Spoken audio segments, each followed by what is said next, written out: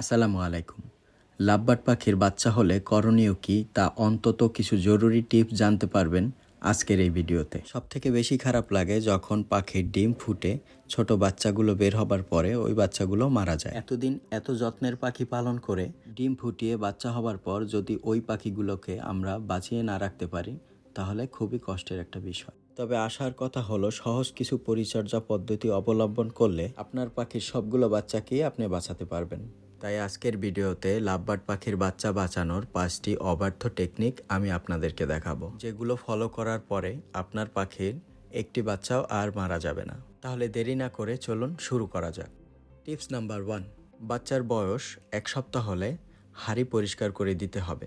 অনেক সময় বাচ্চা হাঁড়ির ময়লার মধ্যে ডুবে মারা যায়, তাই হাঁড়ি পরিষ্কার করাটা জরুরি। লাভবার্ড পাখির বাচ্চাগুলো বেশি আকৃতিতে ছোট থাকার কারণে ডিম ফুটে বের হলে খুব বেশি ছোট থাকে, তাই শুরুতে ধরা ঠিক হবে না। বাচ্চা ফোটার পর ওদের দিকে 1 সপ্তাহ চোখ রাখুন। যখন সবগুলো বাচ্চা ফুটে যাবে তখন হাঁড়ির ভিতরের মলগুলো পরিষ্কার করে দিন। আসলে ছোট বাচ্চাগুলো যখন হাঁড়ির ভিতরে আস্তে আস্তে বড় হতে থাকে তখন স্বাভাবিকের থেকে আরো বেশি ওরা পায়খানা করে এবং হাঁড়ির মধ্যে ময়লার একটা স্তূপ করে ফেলে, যেটা একটা স্যাঁতস্যাঁতে অস্বাস্থ্যকর পরিবেশ সৃষ্টি করে। তাই বাচ্চা জন্মের 1 সপ্তাহ পরে হাঁড়ি পরিষ্কার করাটা খুবই জরুরি। এটা আপনার পাখির জন্য খুবই উপকারী।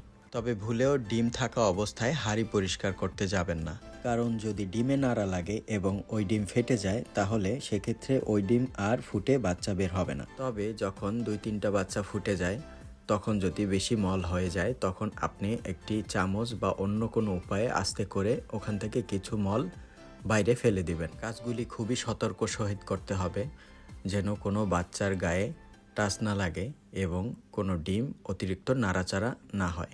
এটা একটি সহজ পদ্ধতি। এক্ষেত্রে আপনি বাচ্চা ও ডিম থাকা অবস্থায়ও হাড়ের কিছু ময়লা অংশ পরিষ্কার করে দিতে পারবেন। আর যখন 7 দিনের বেশি অতিরিক্ত বয়স হয়ে যাবে তখন বাচ্চাগুলোকে আপনি সহজেই ধরতে পারবেন আর হাড়ি পরিষ্কার করে দিতে পারবেন।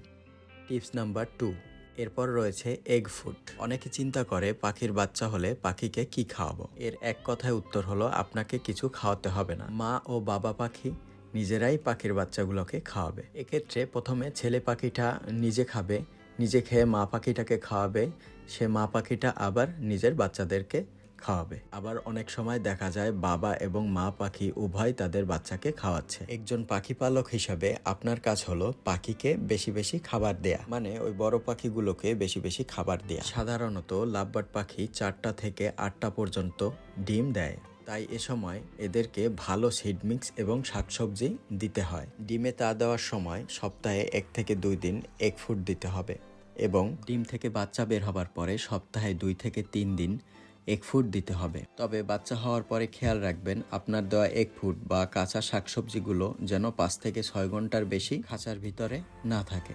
এ সমস্ত খাবার যদি বাসি হয়ে যায় এবং ওই বাসি খাবার যদি বাচ্চাদেরকে খাওয়ায় আপনার মা বাবা পাখির বেশি একটা ক্ষতি হবে না, কিন্তু বাচ্চাদের অনেক বেশি ক্ষতি হয়ে যায়। অনেক সময় বাচ্চা পাখিগুলো বদহজম হয়ে মারা যায়। তাই এগ ফুড দিলে ফ্রেশ এগ ফুড দিবেন এবং 6 ঘন্টা হয়ে যাওয়ার পরে বের করে ফেলে দিবেন।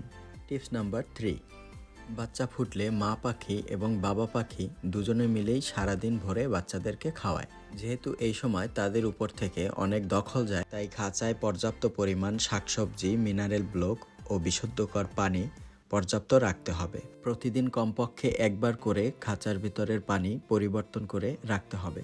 বাচ্চা থাকাকালীন অবস্থাতে পাখিগুলোকে কিছু ঔষধি গাছ যেমন তুলসী পাতা, পুদিনা পাতা এগুলো একটু একটু খেতে দিতে পারেন। তবে শীতকালে তুলসী পাতা খাওয়াটা খুবই উপকারী। তুলসী পাতা খাওয়ালে পাখির ঠান্ডা লাগা সম্ভাবনা কমে যাবে, পাখির ইমিউন সিস্টেম ভালো থাকবে।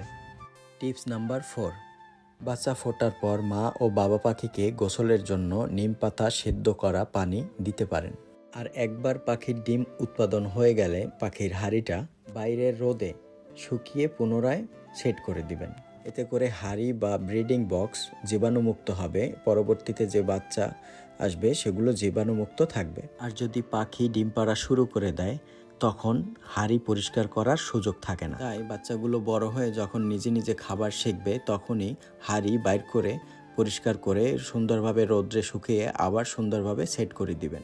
এছাড়া কখনো কখনো আমরা পাখিকে ওষুধপত্র খাওয়াই, কিন্তু বাচ্চা থাকা অবস্থায় কোনো ধরনের ওষুধপত্র খাওয়াবেন না, কারণ মা ও বাবা পাখি প্রাপ্তবয়স্ক, তারা অনেক ওষুধ সহ্য করতে পারে, তাদের ক্ষেত্রে সমস্যা হয় না যারা অ্যাডাল্ট। বাচ্চাগুলো যেহেতু অনেক ছোট, মা ও বাবা পাখি যখন ওই মেডিসিনযুক্ত খাবারগুলো খায় এবং ওই বাচ্চাদেরকে খাওয়ায়, ওই দখলগুলো ওরা নিতে পারে না। ওই মেডিসিনে অনেক পাওয়ার থাকে, ওই ছোট অবস্থায় ওরা অতটা নিতে পারে না, যার জন্য খুব ক্ষতি হয়ে যায়। এক্ষেত্রে যত ধরনের মেডিসিনের কোর্স আছে, এই মেডিসিনের কোর্স দেওয়া বন্ধ করুন।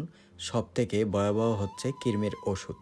আমরা অনেকেই বাজিগার, লাভবার্ড, ঘুঘু বা কবুতর এইগুলোকে কৃমির কোর্স করাই, কিন্তু আসলে এই কৃমির ওষুধগুলো হলো এক ধরনের লো পাওয়ারি বিষ, যেগুলো বাজরিকা বা লাভবার্ড পাখি বা কবুতর জাতি পাখিদের বেশি ক্ষতি না হলেও এগুলোর বাচ্চাকে মেরে ফেলে। আপনি যদি বাচ্চা থাকা অবস্থায় পাখিদের কৃমির কোর্স করাতে যান, তাহলে আপনার পাখির বাচ্চা সবগুলি মারা যাবে। তাই যখন বাচ্চা থাকবে তখন আপনি কৃমির কোর্স ভুলেও করাবেন না। টিপস নাম্বার 5, সর্বোপরি যখন আপনার পাখিগুলোর বাচ্চা নতুন হবে তখন তাদের স্বাভাবিকের থেকে 2 থেকে 3 গুণ খাবার বেশি পরিমাণে রাখবেন। এ সময় দিনে 2 বার করে তাদের খাবার সরবরাহ করে যান। পর্যাপ্ত পরিমাণ খাবার না থাকলে সবগুলো পাখির বাচ্চাকে বাঁচানো পাখিদের জন্য খুবই কঠিন হয়ে যাবে।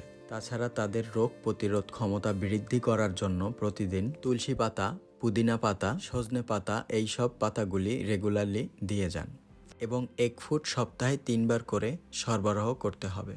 আর আপনার পাখির বাচ্চা থাকা অবস্থায় হাড়ির আশপাশে যেন খাবার পড়ে না থাকে এবং খাঁচার আশেপাশে যেন খাবার পড়ে না থাকে, ব্যাপারটা নিশ্চিত করুন। যদি ভিতরে পায়খানা থাকে এবং আশেপাশ থেকে অতিরিক্ত দুর্গন্ধ বের হয়, তবে এটাও পাখির বাচ্চার উপর বড় একটা এফেক্ট ফেলে। তাছাড়া আশেপাশে খাবার পড়ে থাকলে তেলাপোকা ও ইঁদুর পাখিকে খুব ডিস্টার্ব করে। এক্ষেত্রে পাখি খুব ভয় থাকে এবং বাচ্চাদের খুব ক্ষতি হয়। অনেক সময় দেখা যায় ইঁদুর এই পাখির ছোট্ট বাচ্চাগুলোকে কামড় দিয়ে দিয়েছে। অনেক ক্ষেত্রে ভয় পেয়ে মা এবং বাবা পাখি বাচ্চাদেরকে মেরেও ফেলে। তাই এসব থেকে আপনাকে অবশ্যই সাবধান হতে হবে। দেখুন, একজোড়া লাভবার্ড পাখির দাম সর্বনিম্ন হলেও 4 থেকে 5,000 টাকা। এক্ষেত্রে বাচ্চা বিক্রি করতে গেলেও 2-4 হাজার টাকা ইজিলি বিক্রি করা যায়। সেক্ষেত্রে আপনার এত দামি বাচ্চাগুলো যদি ইঁদুর ও তেলাপোকার কারণে নষ্ট হয় বা মারা যায়, তবে এটা অনেক বেশি ক্ষতির কারণ। এই জন্য যখনই আপনার পাখির বাচ্চা হবে এবং যখনই আপনার পাখিকে ব্রিডিং মুডে বা ডিম পাড়া অবস্থায় দেখবেন, তখন তার সাথে সাথেই ইঁদুর, তেলাপোকা, টিকটিকি এগুলো দমনের জন্য আশেপাশে বিষ ছিটিয়ে হোক আর যা করে হোক এই জিনিসগুলো সরান। এগুলি আপনার পাখিকে প্রচণ্ড ডিস্টার্ব করে এবং এগুলোর কারণেই বাচ্চা নষ্ট হওয়ার প্রধান একটি কারণ। কারণ যখন পাখি ডিম পাড়ে আর তেলাপোকা আর ইঁদুর পাখিকে ডিস্টার্ব করে, তখন ওরা ঠিকভাবে ডিমে তা দিতে পারে না। ফলাফল হিসাবে ওই ডিমগুলো পরবর্তীতে আর জমে না, তারপরে আর বাচ্চা ফুটে না, ডিমগুলো নষ্ট হয়ে যায়। সো এক্ষেত্রে বাচ্চা বাঁচানোর জন্য এবং ডিম থেকে বাচ্চা ফোটার জন্য এই সমস্ত অপ্রীতিকর প্রাণীগুলো সরিয়ে রাখা অত্যন্ত জরুরি। লাভবার্ড পাখি, বাজরিকা পাখি, ককাটেল পাখি আরও এমনই দরকারি আরও ভিডিও আমার চ্যানেলে আপলোড করা আছে। পাখিদের ব্যাপারে আপনাদের যদি আরও কিছু জানার থাকে তাহলে অবশ্যই কমেন্টস করবেন, আমি যথাযথ রিপ্লাই দেওয়ার চেষ্টা করব। আমার এই ভিডিও যদি আপনার মোটেও উপকারে আসে তাহলে অবশ্যই ভিডিওতে একটি লাইক দেবেন এবং বন্ধুদের সাথে শেয়ার করবেন। আর আমার ছোট্ট এই চ্যানেলটিকে এখনও যারা সাবস্ক্রাইব করেননি অবশ্যই সাবস্ক্রাইব করে আমার সাথে থাকবেন পরবর্তীতে ইনফরমেটিভ এই ধরনের ভিডিও দেখার জন্য। আর যারা সাবস্ক্রাইব করেছেন তাদেরকে অসংখ্য অসংখ্য ধন্যবাদ। তাহলে আজকের জন্য আল্লাহ হাফেজ। পরবর্তীতে দেখা হচ্ছে নতুন কোনো ভিডিওর সাথে।